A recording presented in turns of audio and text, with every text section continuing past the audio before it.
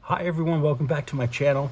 It's Eddie here again, and today I'm taking those gel prints I made in my last video and I'm turning them into 9 ATCs using my friend Paula Keene's newest designs.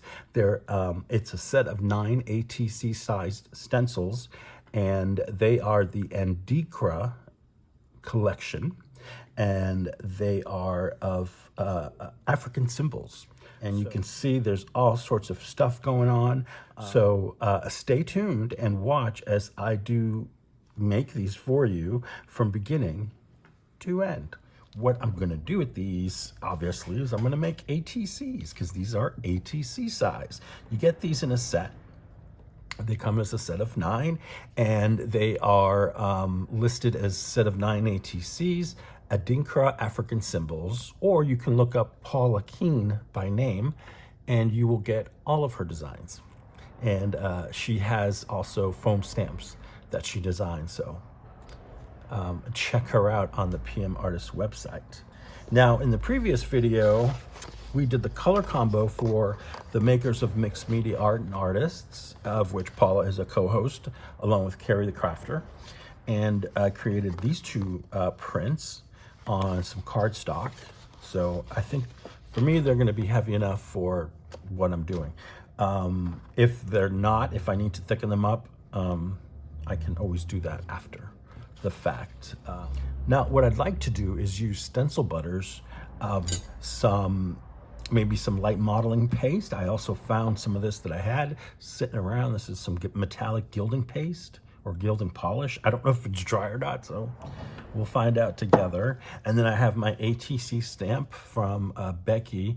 It's the name, date, and info, so you can stamp it on the back of your ATC. You're ready to go with your, just fill in your info, that's it. I've got some palette knives. I brought out this little round bugger, and I thought maybe I could use it as part of the background, add it to the background to maybe enhance what I'm gonna put on top. I don't know, but I pulled out a few different things to play around with, and yeah, I'm gonna get my area set up to work. I'm gonna get my ATC cards cut up, and then we'll come back and play around. For my first medium, I'm using the Liquitex Light Modeling Paste that I'm going to go ahead and mix in some color to color it up. And for this one, I'm using the Sap Green from Amsterdam. And you don't need a lot of paint to color the texture paste. You want to make sure, though, that you mix it up well, unless you don't mind like streaky white parts. Otherwise, you do want to give it a good mix.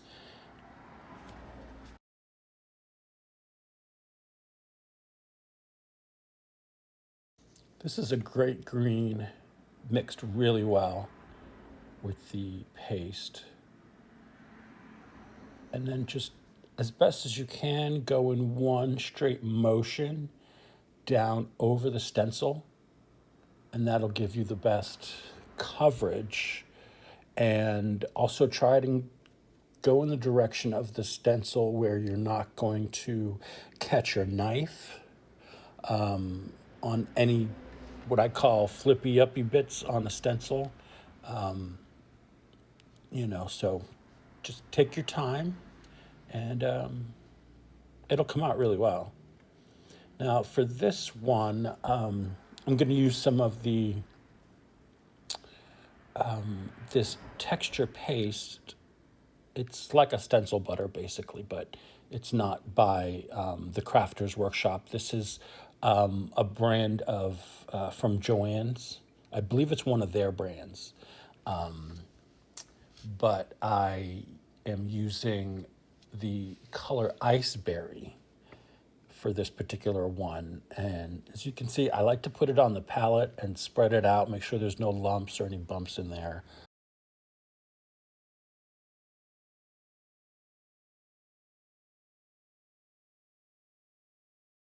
And I try not to go over the pastes or the stencil butters too much, because I want there to be a lift in the paste. So I try not to go over it too much.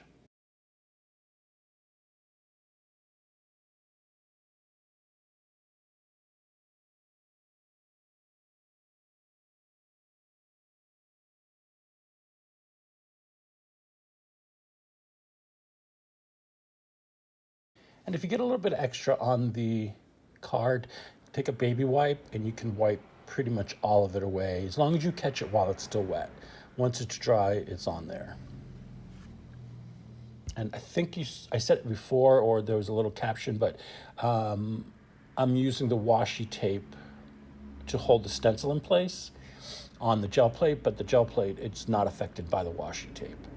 And using the gel plate helps to keep my work, whatever I'm working on, from moving, which is good for doing this technique. I think for this one, I'm going to use what I call gold, but it's called butterscotch on the tin.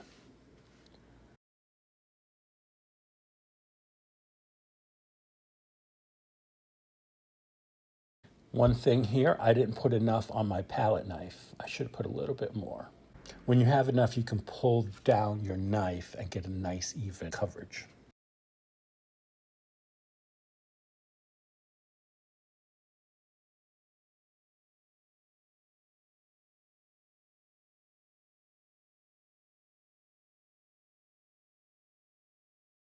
When you're pulling the stencil, pull gently and pull up and away, and should be no problems. Once in a while, I do mess up and the stencil I wiggle it too much and it affects what I put down with the paste.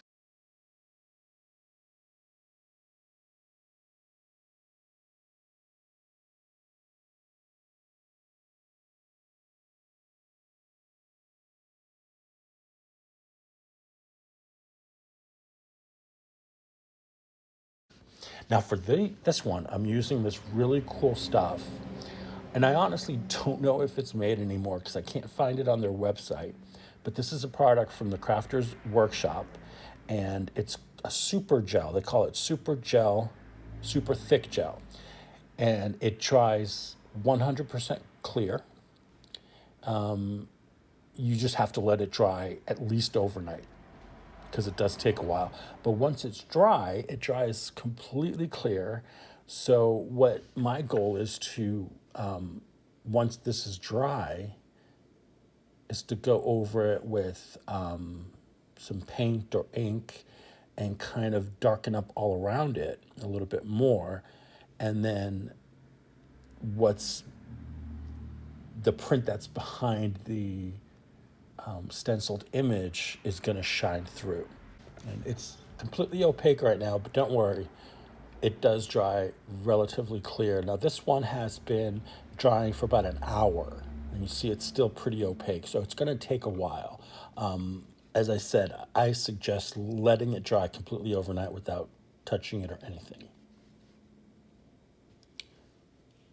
Now this next stencil, this one is called Fern, and I think it's really cool. And for this one, I'm using the stencil paste from Joann's in a color that I love. It's like a bronze, but they call it pumpkin spice. But it's pretty much a bronze, as you can see there on the palette.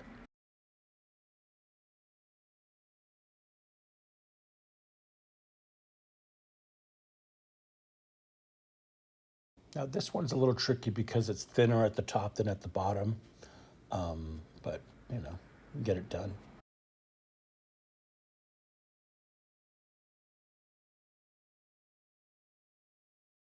And I don't think I said this yet, but after you use these stencil butters, stencil paste, texture paste, with your Yupo stencil, which is the material these stencils are made out of, you want to make sure that you clean them immediately, or at least keep a container of water next to you when you're working and just dip them in there until you're ready to completely clean them, or if you want to use them again.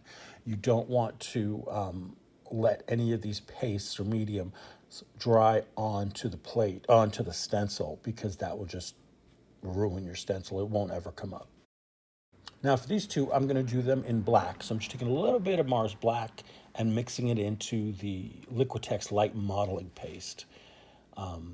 And it took a little bit, probably longer to mix this one because the black, for some reason, you got to mix it a little bit more, but it turned out fine. And I think the black will be really good for these two particular symbols.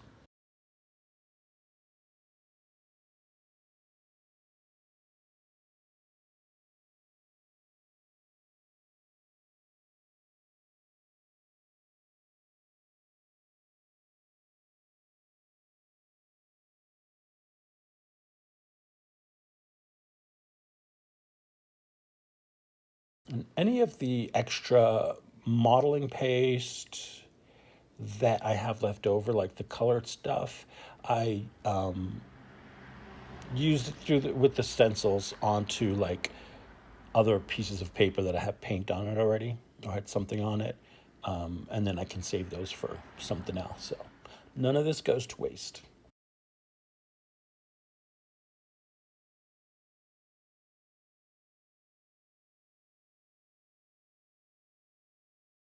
And even with the modeling paste, I like to give it at least overnight to dry. I mean, depending on your climate, but here it can be humid one day, it can be dry the next. And so I just give it at least overnight, and that'll make sure nothing or that everything is completely dry.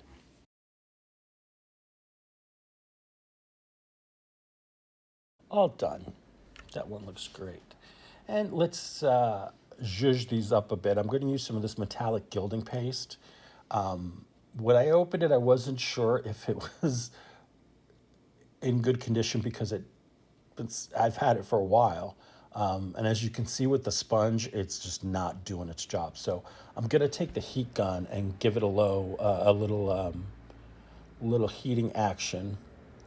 So what I did is I heated it for about 30 seconds on the lowest setting of my heat gun.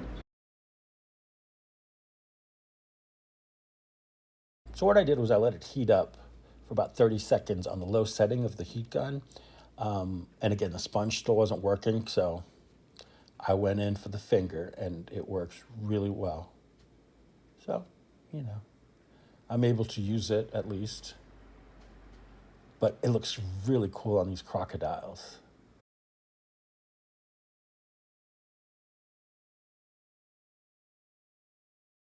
Very oceany vibe. Well, they don't live in the ocean, so I don't know. Swamp vibes, I guess. But I love it. I think it turned out really good.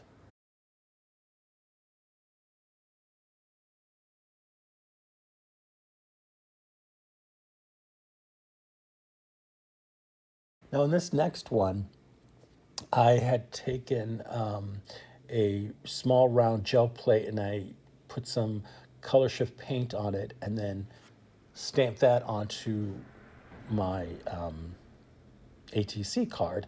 And then I put the clear gel over it.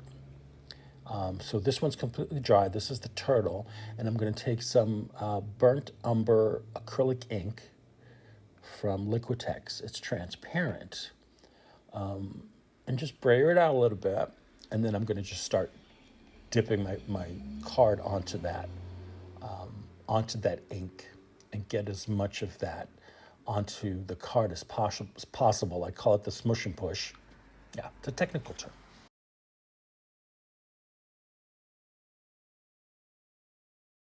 And already you can see that it's starting to bring out a lot of the colors. I love this burnt umber ink. It does awesome things.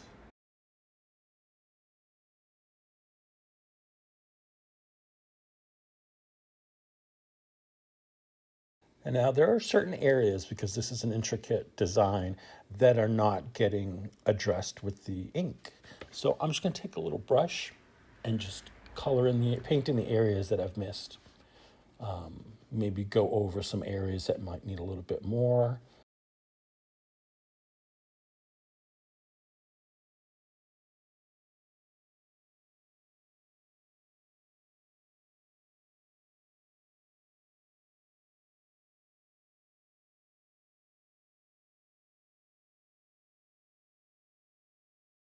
I'm going to give this one a second coat pretty much, just to really emphasize the design of the turtle, of the different parts of the design.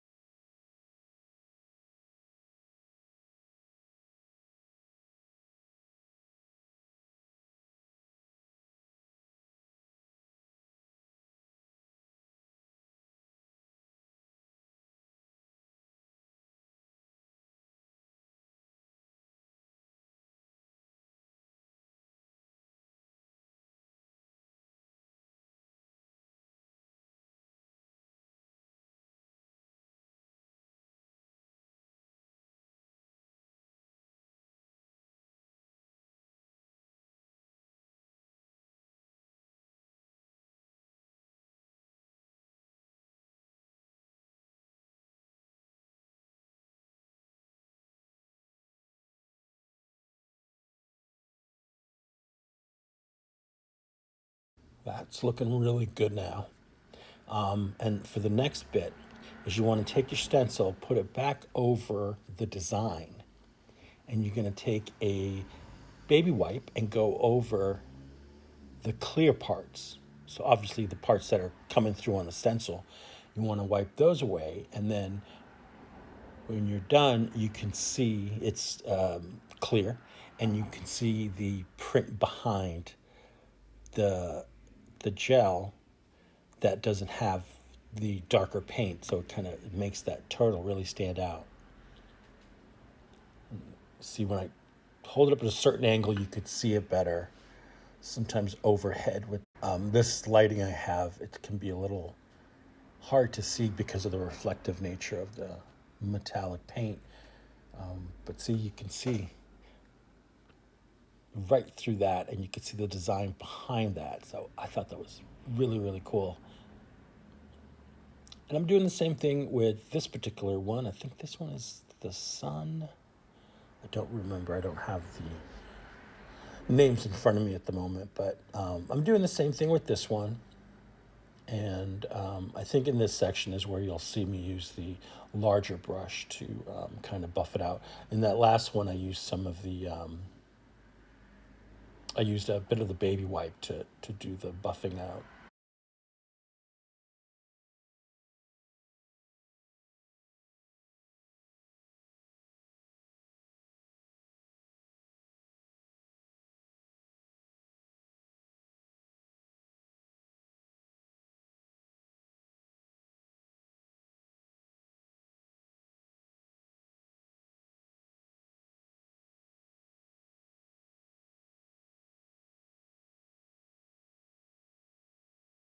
Now you can see the design doesn't line up exactly with the stencil. It's because when I pulled the stencil off after I put the paste down or the gel down, I moved it and it kind of just got out of whack a little bit. So that's why, but I think it's going to work out just fine. Now this time I just decided to go in heavy with the big brush and, forget about that little fiddly little brush, and it worked just as good. You see me wiping it off with the baby wipe, and it works really well. Or you could use a damp towel if you don't use baby wipes. That's fine. Now, I am using the little brush here, but that's to fill in some of the edges there and make them a little bit darker. Give it a bit of a shadow.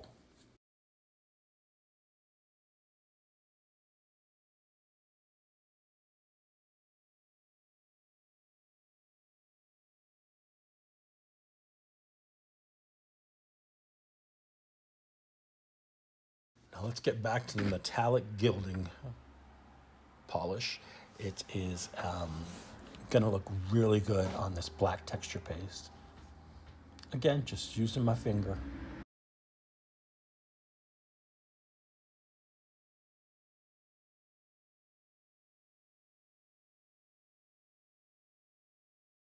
Now here's our fern. I took a bit of scrap from the cards I cut out and I turned it into a stem for the fern, just to give it a little bit more interest. And then to add some texture, more texture, I just punched out a few holes from the same scrap bit, which is the darker of the two gel prints. And I'm just gonna glue on these dots, sort of like, you know, little bits of whatever floating in the air. But I think it turned out well.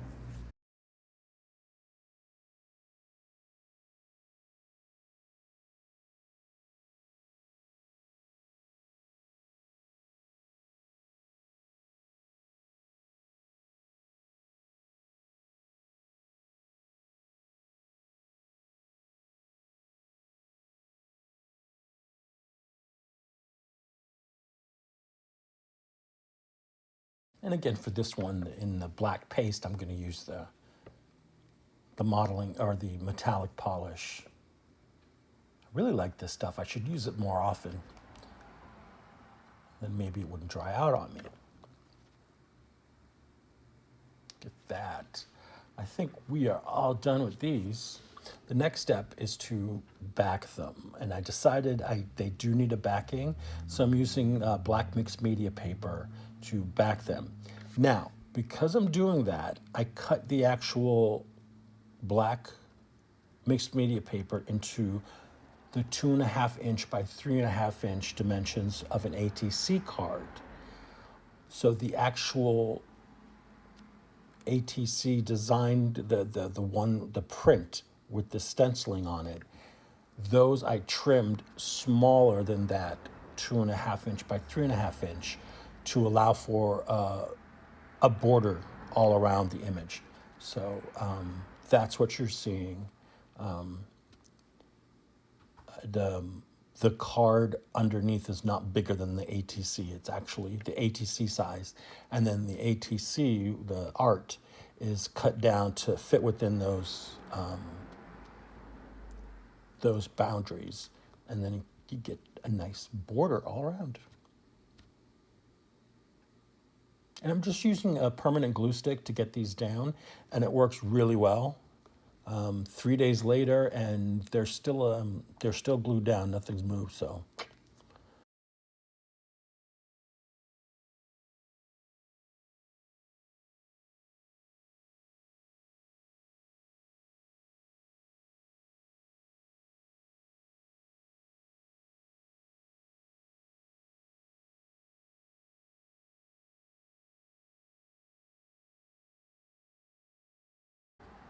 on this particular card, I used my corner punch to round out the corners because I thought it would look really cool against the roundness of the design.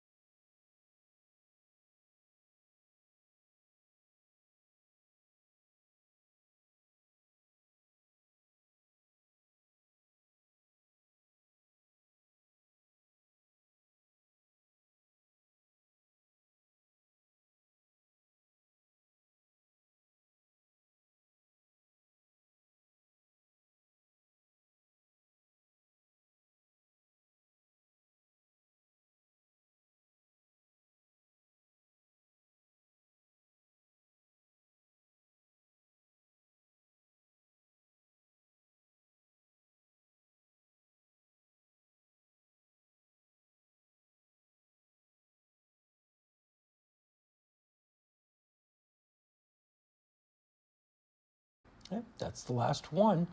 And for the last bit, I'm going to stamp an identification onto the back using the stamps from my friend Becky Bokern. It's got the name, date, and info. So you can just stamp that right onto the back and then write in your info. You're ready to go. Isn't that cool? I'm just using a white titanium acrylic on these foam stamp. And there you have it. It's really a great stamp. Also, make sure that you clean the stamp off immediately after you use it because you don't want that acrylic paint drying on the foam stamp. Thanks for watching, everyone. I hope you enjoyed this. Don't forget to hit like and subscribe. Bye.